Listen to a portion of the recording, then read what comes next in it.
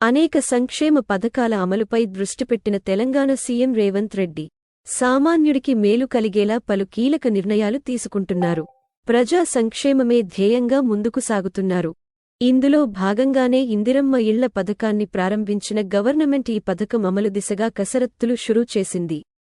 ఎన్నికల్లో ఇచ్చిన హామీ మేరకు పేదలకు సొంతింటికల నెరవేర్చాలనే ఉద్దేశ్యంతో ఇందిరమ్మ ఇళ్ల పథకాన్ని ప్రారంభించారు. ఈ మేరకు ప్రజల వద్ద నుంచి అప్లికేషన్స్ కూడా స్వీకరించారు.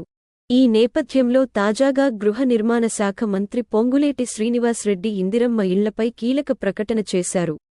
గృహ నిర్మాణాలపై సంబంధిత శాఖ అధికారులతో సమీక్షా సమావేశం నిర్వహించిన మంత్రి పొంగులేటి రాష్ట్రంలో అర్హులైన ప్రతి ఒక్కరికీ ఇందిరమ్మ ఇల్లు ఇస్తామని చెప్పారు. 2024 నుండి 2025 ఆర్థిక సంవత్సర బడ్జెట్లో ఇందిరమ్మ ఇళ్లకు పెద్దపీట వేస్తామని అన్నారు. 5 ఏళ్లలో 22.50 ఇందిరమ్మ ఇళ్లు నిర్మిస్తామని చెప్పిన మంత్రి రాష్ట్రంలో ఉన్న 119 నియోజకవర్గాల్లో ఇళ్ల పంపిణీ జరగనుందని చెప్పారు.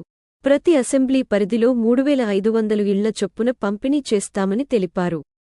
గత బీఆర్ఎస్ ప్రభుత్వ హయాంలో నిర్మించిన డబుల్ బెడ్రూమ్ ఇళ్ల వివరాలు ఇవ్వాలని అధికారులకు కోరారు. దీన్ని బట్టి చూస్తే ఇందిరమ్మ ఇళ్ల మంజూరుకు ఇంకాస్త సమయం పట్టొచ్చని చెప్పుకోవచ్చు. బడ్జెట్ సమావేశాల తర్వాతే ఇందిరమ్మ ఇళ్ల పంపిణీ ఉంటుందని తెలుస్తోంది. మార్చి 11వ తేదీన ఇందిరమ్మ ఇండ్ల పథకాన్ని ప్రారంభించారు సీఎం రేవంత్.